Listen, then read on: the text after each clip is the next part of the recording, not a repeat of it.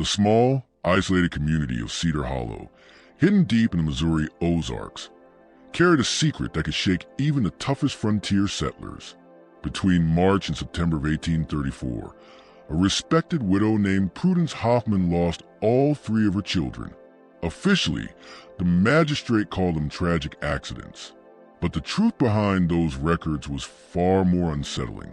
By autumn's end, 3 more residents of Cedar Hollow were dead, and Prudence herself stood accused, not just of murder, but of something the survivors would later call both justice and madness. What really happened during those blood-soaked months has been buried in county archives for nearly 200 years, hidden under layers of shame and conspiracy that stretched into Missouri's highest offices. The testimonies that remain paint a picture of a woman pushed past the limits of sanity and law. Yet they also hinted darker truths about the respectable families who held power in Cedar Hollow. Before we dive deeper into Prudence Hoffman's story and the horror that consumed her community, don't forget to subscribe to our channel and let us know in the comments which state you're listening from. This is a tale of grief, fury, and corruption that blurs the line between justice and madness.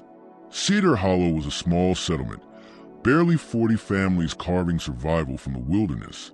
In 1834, Missouri was still raw, where law was weak and survival rested on trust and community justice. The village was little more than a cluster of log cabins and small farms, bound together by a meeting house that doubled as both church and school. Its bell tower rang out for weddings, deaths, or danger. Life here depended on neighbors. Gardens, livestock, and hard work meant the difference between comfort and starvation.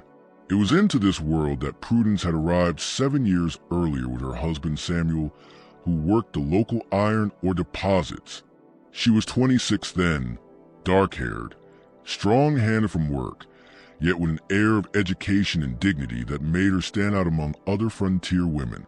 When Samuel died of lung fever in 1831, Prudence was left to raise their 3 sons alone. Thomas, 12, steady and dependable. Benjamin, 9, bright beyond his years. And little Isaac, just 6, still clinging to his mother's skirts with innocent devotion.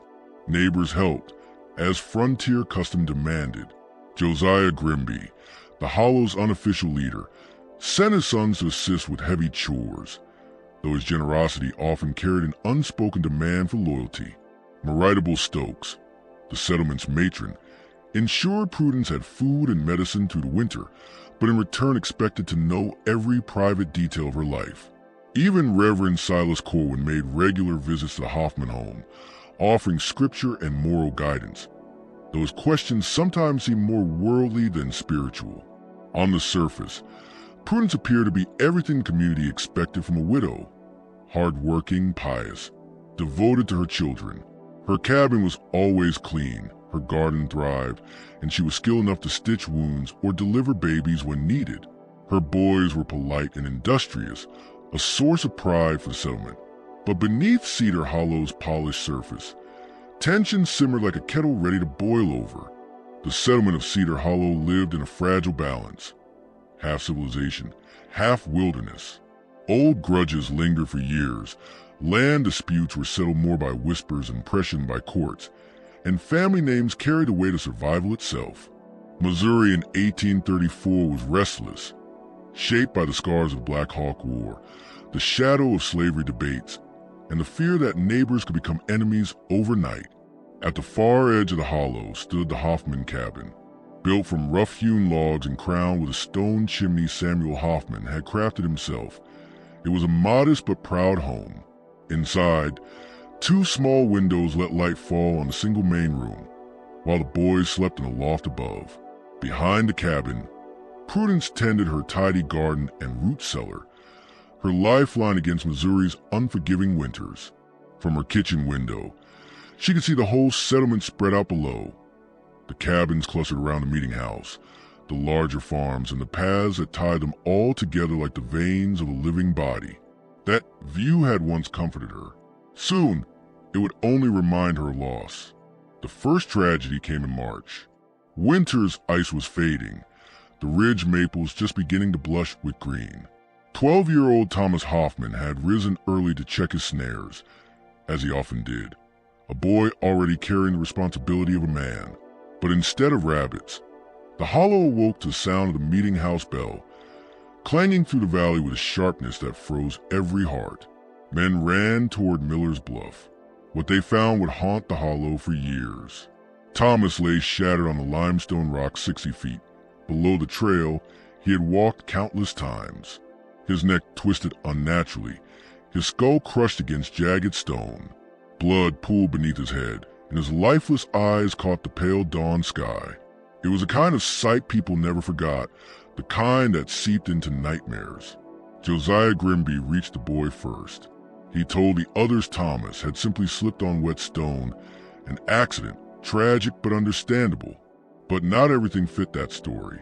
Later, darker details would surface.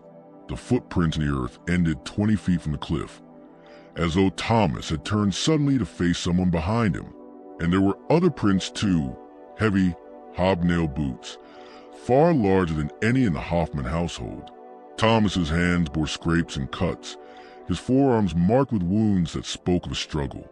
The snares he'd gone to check still hung untouched. This was no accident. It was the first sign that something cruel and deliberate had entered Cedar Hollow. The snare still hung fresh and unsprung, proof that Thomas had never reached his destination. Mahitable Stokes arrived at the Hoffman cabin before the men had even finished carrying the boy's body down from the ridge. Her skirts were caked with mud from the rough ground, her usually neat hair undone by wind and exertion. She found Prudence standing in the doorway like a figure carved from stone, her face drained of all color but her eyes blazing with intensity that made even the practical Mahitable hesitate. There was something in Prudence's gaze that went beyond grief. Something sharp, as if she could see truths others refused to acknowledge.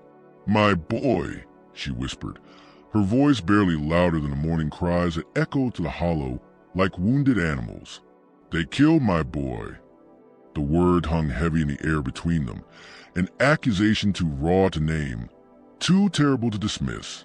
Mahitable stepped forward to comfort the bereaved mother, arms outstretched in shared sympathy.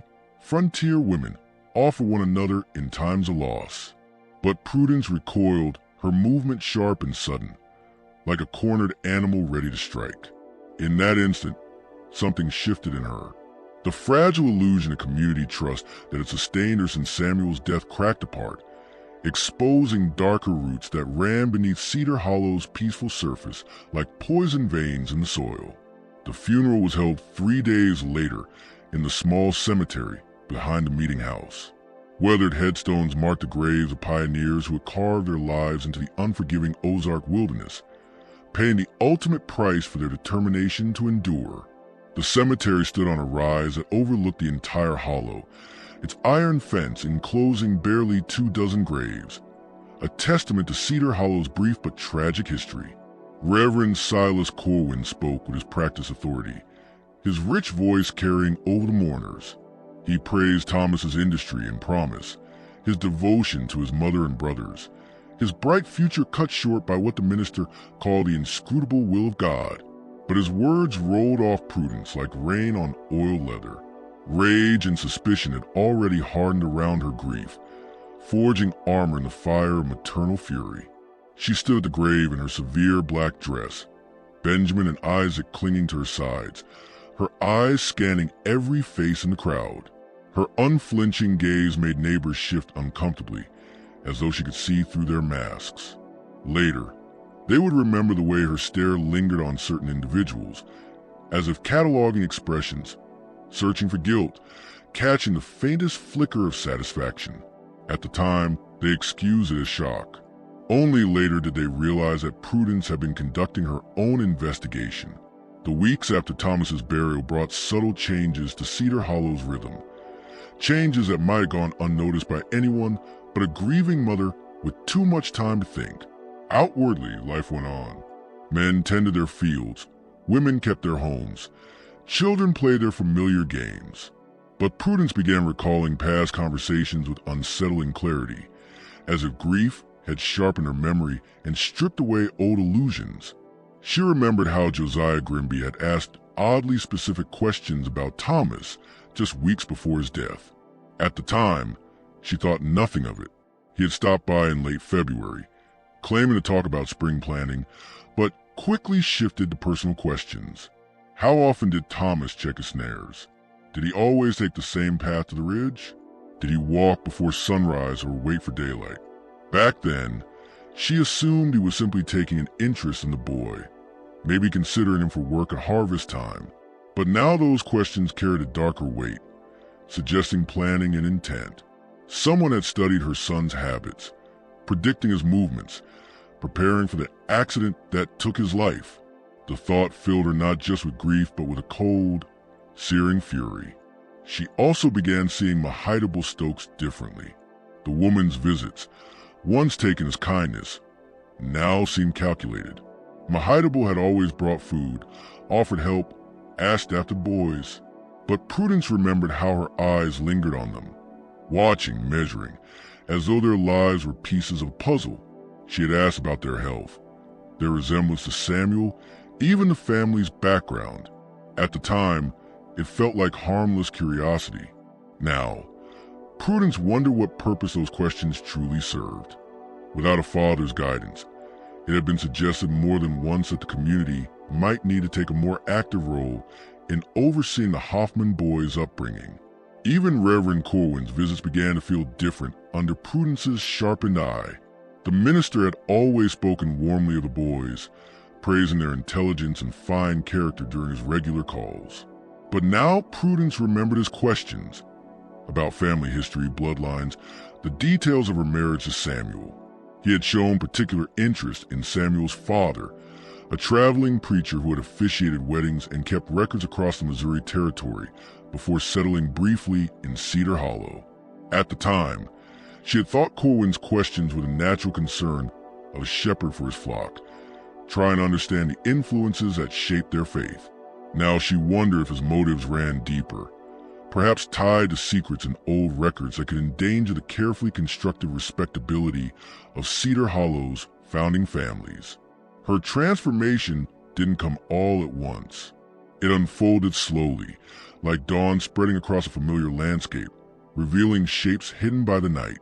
By late April, as spring deepened into May, Prudence found herself paying close attention to things she had once overlooked: the timing of her neighbors' visits, the subjects they brought up, the questions they asked about her son's routines and future plans. She noticed, for instance, how certain people always seemed to appear just before or after important events in her family's life. When Benjamin had fallen ill with fever the previous winter, Josiah Grimby arrived the very next morning, claiming he wanted to help, but spending most of his time probing for details about the boy's condition and chances of recovery. When Isaac began attending the informal lessons that Mahidable Stokes held for the younger children, the woman paid several visits to discuss his progress. Conversations that now seemed designed to extract information rather than provide guidance. Most unsettling of all were the fragments of memory that slowly resurfaced from the morning Thomas died. At first, grief had clouded everything, leaving her with only blurred impressions.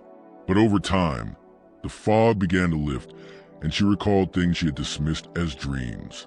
Voices outside her cabin in the pre-dawn dark, too faint to catch the words, but with conspiratorial urgency that now chilled her.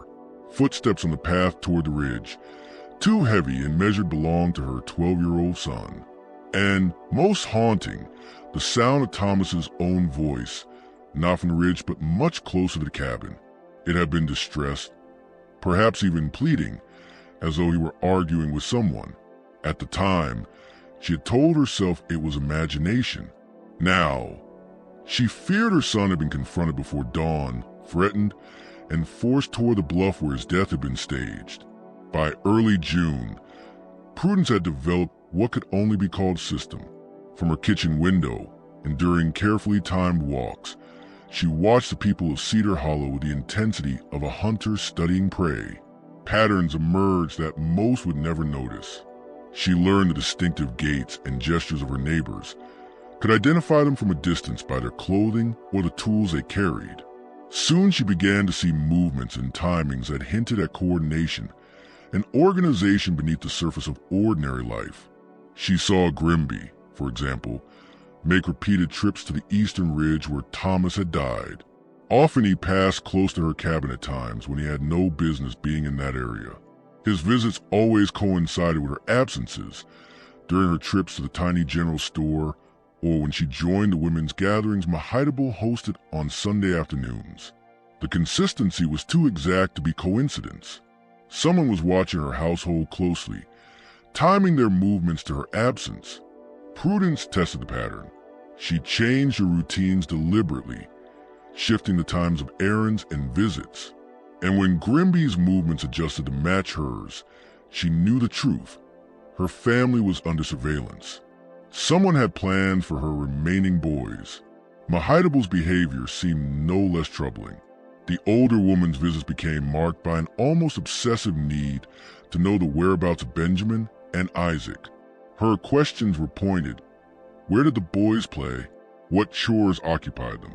Did they have favorite hiding places in the woods? Did they wander far from home without her knowing? When Prudence began giving vague or misleading answers, she noticed Mahidable testing them. On more than one occasion, Prudence saw her prowling through places she had casually mentioned, searching, as though checking whether boys could be found there. The sight confirmed her suspicion. This was not concern. It was surveillance. Prudence soon realized that Mahidable's wanderings were not idle strolls to the countryside, but targeted searches for her children. And yet, of all the unsettling behavior she observed, Reverend Corwin's actions disturbed her the most. Cloaked in the authority of his office in the guise of pastoral care, his visits to the Hoffman cabin had increased markedly since Thomas's death. He always arrived under the pretense of offering comfort to a grieving family, but the conversations inevitably turned to practical matters. The boys' education, their futures, and the dangers of raising them alone in such a harsh and unpredictable world. What unsettled her most were his persistent questions about what would happen to the boys if something happened to her. Had she made provisions for their care? Had she shared family secrets or concerns with anyone outside Cedar Hollow? His inquiries about Samuel's father and the records the old preacher had kept became sharper and more pointed, as though Corwin were attempting to determine whether sensitive information still lingered within the Hoffman bloodline. Piece by piece, the accumulation of these encounters led Prudence to a chilling realization. Her family was being studied, examined, and evaluated as though for some deliberate purpose. The more she thought on it, the more horrifying it became. What if Thomas's death had not been a tragic accident at all, but merely the first calculated move in a larger campaign against her household? The thought filled her not only with grief, but with a cold fury unlike any emotion she had ever known. But awareness was only the beginning. If she hoped to protect Benjamin and Isaac, Prudence needed to know why her family had been chosen and what her enemies hoped to accomplish.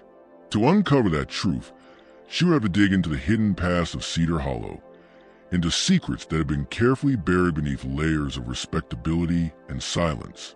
Her investigation began cautiously, with seemingly harmless conversations among the settlement's older residents, those who had been in Cedar Hollow since its founding. She approached these talks with the subtlety of someone who knew direct questions would raise suspicion, steering discussions toward the community's history and letting fragments surface naturally. What she pieced together was deeply unsettling. Cedar Hollow, she learned, had been founded in the early 1820s by 3 families from Kentucky: the Grimbys, the Stokeses, and the Corwins. These families quickly established themselves as leaders, claiming the best land and dominating community decisions. Other families, including the Hoffmans, were accepted only as long as they remained subordinate and did not threaten the hierarchy. But beneath the surface, there had always been tensions, conflicts tied to legitimacy and bloodlines that stretched back to Kentucky. From reluctant whispers and half-remembered gossip, Prudence pieced together stories of scandals and disputes the founders had tried to leave behind. Marriages that may not have been legal, children whose paternity was uncertain, property transfers made under questionable circumstances. Some families had fled creditors or the law. Others had simply sought to start fresh in a new territory, where their past would not follow. Missouri in the 1820s had been perfect for such reinvention. Here, A man could build a respectable life upon the ruins of his old one. Yet secrets rarely stay buried, especially when they involve legal documents and family records, documents that could undermine property rights, inheritance, and carefully constructed reputations. Samuel's father, the traveling preacher who had briefly lived in Cedar Hollow, had been meticulous in his record-keeping. He documented the marriages he officiated and the families he served, keeping details that some of the founders would have preferred erased. As Prudence dug deeper, she began to see a pattern in the tragedies that had plagued the settlement: the deaths of children, the ruin of households. These were not random misfortunes, but part of a deliberate effort to extinguish bloodlines that threatened the founders' legitimacy and dominance. The parallels to Thomas's death chilled her. Other children had died in accidents eerily similar to his: falls from heights, drownings in familiar waters, sudden illnesses that took the healthy without warning. Promising young men, who might one day challenge the founders' power, never lived long enough to do so. Young women, who might have married into dangerous families, were struck down by fevers or mishaps before they could pass on their blood. And now she saw her family clearly in that same light. Samuel had been the son of the very preacher whose records contained these dangerous truths. At Samuel's death, those records had passed into Prudence's hands, though she had never studied them. Their mere existence, she now realized, might be enough to mark her and her children for elimination. The decision to act came on a sweltering July morning. Prudence awoke to find Benjamin missing from his bed. Isaac, only 6 years old, was crouched in the root cellar, his small body trembling with terror he could not fully express. All he could whisper were fragments about bad men outside the cabin in the night. Voices had filled him with such dread he had hidden in the dark until daylight returned. The search for Benjamin consumed the morning. Every able-bodied man joined in, combing the woods and ravines that ringed the settlement. Prudence, nearly frantic, joined them, her cries for her son shredding her throat.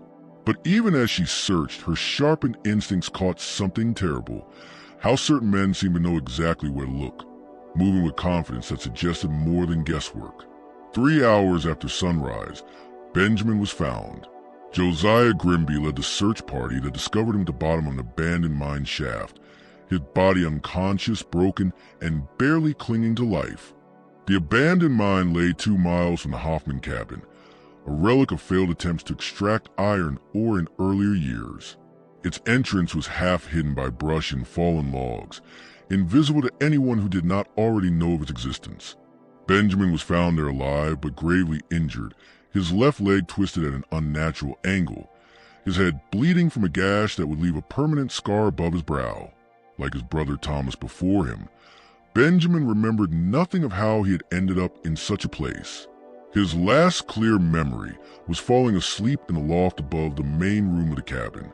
His next was waking in darkness, pain tearing through his body, blood running down his face. The hours between were blank, wiped clean, either by trauma or by something far more deliberate. But unlike Thomas's death, this incident left evidence too plain for even the most willfully blind to dismiss. Benjamin's nightshirt was torn in ways that suggested he had been dragged, not walked, to the shaft. The fabric bore rips from being pulled across rough ground, stained with what appeared to be blood from wounds inflicted before his fall. His bare feet were cut and abraded, as though forced across rocky terrain without shoes. Most damning of all, there were rope burns around his wrists, marks of restraint that told the story plainly enough. This was no accident. It was a kidnapping and very nearly a murder. At the bottom of the shaft, the searchers found a hobnail boot. It matched the prints discovered months earlier near the site of Thomas's death. The boot was relatively new, scarred in the fall, and stained with what looked suspiciously like blood. Josiah Grimby, when confronted, claimed he had lost it weeks before while hunting in the area. But several witnesses remembered him wearing both boots as recently as the day before Benjamin vanished. The evidence was overwhelming, yet instead of rallying to Prudence's side, the people of Cedar Hollow seemed to retreat into silence. It was as though her family's suffering were contagious, a curse that might spread if they showed too much concern. Neighbors avoided her eyes. Conversation ceased when she approached. That conspiracy of silence was all the proof Prudence needed. The founding families weren't merely threatening her sons. They had enlisted the entire settlement in their campaign, binding others through fear, bribery, or sheer complicity in crimes buried decades deep. Cedar Hollow wasn't community at all. She realized. It was a mask, a carefully constructed facade meant to hide systematic murder and corruption. And now she stood alone against it. The clarity of that knowledge burned away her last doubts. If no law could protect her, if her neighbors had turned against her, then she would have to be judge, jury, and executioner. Her first target would be Josiah Grimby, the man whose boot lay at the bottom of the mine, whose false concern had betrayed too much knowledge of crimes only the guilty could possess. Weeks of careful observation had revealed his routines. Each evening at sunset, Grimby walked the same path to check his livestock, a solitary route that led him far from the safety of the settlement. Prudence had memorized every step. On a humid night in late July, when the air hung thick and insects shrilled in the darkness, she set her trap, dressed in black, Samuel's old hunting rifle loaded and steady in her hands. She waited in the shadows of the oak trees that lined the path. His footsteps reached her first, heavy and unhurried. Then his figure appeared in the dim light. Prudence stepped from the shadows, rifle leveled at his chest. For a long, breathless instant, they faced one another, predator and prey, bound by the silent acknowledgement of months of hidden war. "You killed my Thomas," she said, her voice steady, her fury barely leashed. "And you tried to kill Benjamin too." Grimby did not deny it. Instead, a cold smile curled his lips. "Thought you were smarter than the rest, didn't you, Prudence? Thought you could piece it together and stop it." The casual admission seared her like fire. Rage boiled up, hot and blinding, but she held herself steady. She needed answers. Why? The question broke from her throat raw, desperate. Why my children? What did they ever do? Grimby's reply was delivered with the flat indifference of a man discussing weather. Same reason we dealt with the others over the years. Some bloodlines are too dangerous to let live. Some secrets are too dangerous to leave for the next generation. Each word struck like a hammer, every syllable confirming her darkest suspicions. Prudence's hands trembled, not with fear, but with a fury sharpened to a deadly edge. Yet she forced herself to listen, knowing that his words might reveal the truth she needed to protect what remained of her family. "Your Samuel wasn't the saint you thought," Grimby continued, his tone mocking. "Neither was his preacher father.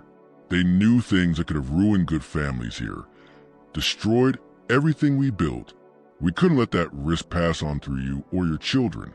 The implication was unmistakable. Her sons were not merely victims. To Grimby and the others, they were threats. Threats to be eliminated before they grew old enough to understand the power of their bloodline and the secrets it carried. Thomas, Benjamin, and Isaac were not being hunted for anything they had done, but for what they might one day uncover. That realization filled Prudence with a fury, so consuming it took every shred of her will not to pull the trigger then and there. "What secrets?" she demanded, her voice barely louder than a whisper, yet sharp enough to cut through the night. What could children possibly know that would threaten anyone? Grimby's laugh was devoid of all humanity, an ugly sound, more beast than man, the kind of noise a predator makes when circling its prey. "You really don't know, do you? Samuel never told you about the papers his father left, the records he kept of every marriage, every birth, every death in this settlement since the very beginning." A chill rippled down Prudence's spine. Her thoughts flew to the wooden box beneath her bed, the one holding Samuel's effects. She had never searched through it carefully, assuming its contents were nothing more than sermons, scraps of scripture, and family mementos with sentimental value. But now the truth dawned. That box might contain evidence. Evidence so damning that men would kill to keep it buried. "Those papers could hang half the men in this settlement," Grimby continued, his tone shifting to that of a man who relished lording knowledge over the less fortunate. "Marriages that weren't legal. Children born to the wrong fathers. Property taken under circumstances no lawful man could defend. Your husband's father was too thorough for his own good, and far too honest for ours. The crack of Prudence's rifle split the night like thunder. The sound rolled across Cedar Hollow, heralding a storm long in the making. Josiah Grimby fell where he stood, a gaping wound in his chest, his blood soaking into Missouri soil. His eyes caught the last dying light, cold and glassy, like stagnant pools reflecting a darkened sky. Prudence stood over him for long, silent minutes, watching his life seep away. In that stillness, she felt the grim satisfaction of justice, yet knew it marked the final death of whatever innocence she had clung to since Thomas's murder. Concealing the crime demanded both cunning and brutal effort. She dragged Grimby's body to the ravine bordering his land, arranging it so it appeared he had stumbled in the dark while tending his fence line. The hobnailed boots that had left prints at both crime scenes, she buried deep in the woods, alongside the rifle she had just fired. By the time she returned to her cabin, dawn was already softening the eastern sky. Exhausted but resolute, she felt the cold satisfaction of a soldier who had struck the first blow in a war she fully intended to win. But Grimby's death was only the beginning. News of his accidental fall rippled through Cedar Hollow like fire through dry grass. The founding families whispered their condolences with faces too tight, their words too rehearsed. Their expressions of sorrow rang hollow, concealing a deeper fear that now infected every glance, every greeting. 3 days after Grimby's funeral, Midable Stokes came to the Hoffman cabin. She wore a smile that stretched too thin across her face, carrying a basket of preserves and fresh bread as an offering. She cooed about helping tend to Benjamin as he healed, but Prudence knew the visit carried another purpose. Once alone in the main room, Midable's tone shifted. "These have been terrible times for everyone," she said, her words laced with menace just beneath their polished veneer. "So many accidents, so much tragedy in what used to be such a peaceful place. A person might start to wonder if someone was making these misfortunes happen on purpose." Prudence met her gaze without flinching, allowing just enough of her fury to surface that the older woman could feel it. The mass of grieving widows slipped away, revealing something harder, sharper, something dangerous. "Accidents," Prudence replied evenly, "have a way of finding people who deserve them, don't you think?" The air thickened with unspoken threats. Their conversation became a duel of veiled accusations and sharpened implications. Words carefully chosen, so they could never be repeated in court, but pointed enough to leave no doubt of their true meaning. By the time Midable Stokes left the cabin, both women knew the truth. War had been declared. Only one side would survive it. And just when the Hollow thought the horror could sink no deeper, Prudence sharpened her resolve. She would not wait for her enemies to strike again. That very evening, she set her next plan into motion, a scheme crafted to erase the remaining threats to her family, while making each death appear like nothing more than the cruel hazards of frontier life. Midable Stokes's pride was her root cellar, a vast stone-lined chamber carved into the hillside behind her home. Its walls were cool and dry, stocked with jars of preserves and pickled vegetables, the fruits of her tireless labor, goods that had earned her respect and renown throughout Cedar Hollow. The heavy wooden door, weathered by years of use, was secured with an old iron latch. For months, the latch had stuck, sometimes failing to close properly. Neighbors had warned her that the mechanism might cause an accident if left unfixed, but Midable had waved away their concerns. On a moonless night in early August, with clouds smothering the stars and the Hollow drowned in darkness, Prudence decided to turn that small weakness into a weapon. The heavy clouds lay across Cedar Hollow like a burial shroud as Prudence set to work. Under cover of darkness, she used a crowbar to pry at the iron latch on Midable Stokes' cellar, loosening the screws until the mechanism clung to the wood by only the thinnest margin. She moved carefully, silently, her labor guided by weeks of observation. She knew exactly when Midable slept, exactly when the surrounding cabins fell still, and exactly how much she could weaken the latch before suspicion would ever arise. The sabotage was precise, almost surgical. Not so blatant that anyone would suspect tampering, only weakened enough that the latch would fail under the strain of ordinary use. 3 days later, the trap was sprung. On the morning of the church social, Minable rose before dawn to fetch jars of preserves from her cellar. A lantern swung in her hand as she made her way to the hillside door.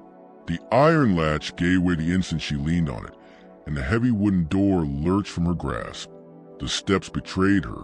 Her scream tore through the pre-dawn darkness as she pitched forward, lantern flying, shattering against the stone walls in a burst of glass and burning oil. The descent ended in a sickening crack as her body struck the cellar floor. Neighbors who later examined the scene spoke of the sound. Wet, sharp, the unmistakable snap of bone and spine. Death had been instant. The community accepted the tragedy. Without question, everyone knew Minable's latch had been failing for months. Several had witnessed her struggle with it firsthand. Her fall was written off as nothing more than the unfortunate fate of an aging woman with poor eyesight, another cautionary tale about the hazards of frontier life. To the settlement, it was an accident. To Prudence, it was justice. But her greatest enemy still lived. Reverend Silas Corwin, the settlement's shepherd, its confessor, its voice of God, was too dangerous to confront with mere tricks of wood and iron. His reputation was ironclad, his influence deep, his protections far-reaching. To strike at him carelessly would be to invite ruin, not just from Cedar Hollow, but from the church hierarchy and territorial officials beyond. The confrontation came sooner than Prudence expected. On a Sunday evening in late August, as the summer heat finally began to yield to autumn, Corwin appeared at her cabin door. His expression balanced pastoral concern with the steel of a man who wielded authority like a weapon. Benjamin lay asleep in the loft, still healing in body and spirit from his ordeal. Little Isaac clung to his mother's skirts with the wordless dread of a child who knew, without knowing why, that a predator stood at their threshold. "We need to talk," Corwin said, his voice calm but absolute, the voice of a man who expected obedience. For nearly 2 hours, the minister spoke, and with every word, he peeled back another layer of Cedar Hollow's history until Prudence could no longer deny the truth. The founding families had fled Kentucky in the early 1820s, not simply chasing opportunity, but escaping justice. They left behind trails of fraud, bigamy, and blood, murders committed to silence witnesses and rivals. Missouri offered them refuge, a place to bury their past and reinvent themselves. Cedar Hollow was never meant to be a godly settlement. It was a sanctuary for fugitives, built atop the graves of those who had stood in their way. "Your husband's father," Corwin said, his tone hardening, "kept records. Too many records. Marriages, baptisms, transfers of land and property. Documents that revealed who we really were and what we did to get here. When Samuel inherited those papers, he became a danger none of us could allow to live unchecked." The word struck like a blade. Samuel's death, long believed to be lung fever, was no act of nature. It had been poisoning, deliberate, and disguised as a common frontier illness. The revelation almost shattered Prudence. Rage surged through her, nearly driving her across the room to tear at the minister with her bare hands. But Corwin's cold voice pressed on, unflinching. Her children, too, had been targeted, one by one, not for their sins, but for the blood they carried. Their lineage tied them to the records that could unravel Cedar Hollow's respectability. The accidents were no accidents at all. They were calculated purges of entire bloodlines. Families besides hers had suffered similar losses, their children dying in mysterious mishaps that cleanse the hollow of any who might grow to dangerous awareness. Thomas had been asking too many questions. Benjamin had nearly shared his fate. And Isaac, Corwin's eyes fixed on the boy at her skirts, and his meaning was clear. Corwin's voice was calm, almost casual, as he sealed her family's fate. Thomas grew curious about his grandfather's papers, he said, his tone carrying no hint of remorse for the child's death. Benjamin shows the same tendencies, and little Isaac will follow in time, if he's allowed to reach maturity. We cannot permit that risk to continue. The threat was naked, immediate, submit or perish. Prudence was given until following evening to decide. Either surrender her boys to be quietly dispatched or face public denunciation as a witch and murderess. Corwin promised a trial of fire and rope that would see her body broken, her children orphaned, and the Hoffman line erased. "Bring them to the meeting house after sunset," he said, rising from his chair with a smile of cold triumph. "Their deaths will be swift and merciful. Refuse, and we'll ensure every settlement in Missouri hears that Prudence Hoffman bartered with the devil himself." But Corwin had made a mistake, an error born of arrogance. In his zeal to terrify her, he had revealed the very secret that could destroy him. The incriminating papers Samuel's father once kept were hidden beneath the meeting house altar. Records of marriages, baptisms, deeds, and deaths. Documents capable of shattering the Hollow's fragile illusion of respectability. More than that, they contained evidence of fraud, murder, and a network of accomplices stretching beyond the Ozarks into the very institutions that claimed to govern them. The moment Corwin left her cabin, Prudence began to prepare. If she was to die, she would not die quietly. She gathered Samuel's hunting knife, a coil of rope, a flask of lamp oil, and her flint and steel. If tomorrow brought her end, she would make sure Cedar Hollow's secrets burned with her. The next day crawled by an unbearable slowness. Prudence checked and rechecked her scant weapons while Benjamin, showing a steadiness beyond his years, kept Isaac distracted with games and stories, though the younger boy clung to their mother with the desperate intuition of one who sensed a storm ahead. When the sun dipped low, staining the Missouri sky with the color of blood, Prudence set out. She walked toward the meeting house not as a supplicant, but as a condemned woman who had already accepted her death, yet vowed to extract the price. The building loomed against the crimson horizon, plain and wooden to the eye, but to Prudence it stood as a monument to hypocrisy, a temple raised on bones. Through its windows flickered moving shadows. Corwin and his allies, waiting to erase her line forever. But Prudence had come to fight. She slipped through the rear door, her steps silent from weeks of careful study. The sanctuary was empty, but voices carried from the chamber behind the altar, the minister's private sanctum, where sins were hidden under the guise of absolution. Her hands searched the altar's base with feverish care until her fingers brushed the concealed catch. A panel slid aside, and there lay the truth, a cavity crammed with brittle papers, ledgers, and letters. Samuel's father's records, just as Corwin had described. Marriage certificates with false dates, baptismal rolls rewritten to hide names, property deeds forged with clumsy signatures, and meticulous accounts of accidents that were in fact murders. But there was more. More recent papers spoke of judges, land agents, even church authorities in distant towns, all entangled, bribed, or silenced to preserve Cedar Hollow's lie. Prudence's pulse hammered. The corruption was deeper, older, and broader than she had ever feared. And then, the sound of footsteps, voices, confident, near. Reverend Corwin entered the sanctuary with two men at his side, their shadows long in a lantern glow.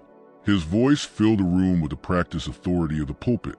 "Mrs. Hoffman," he called, "step forward.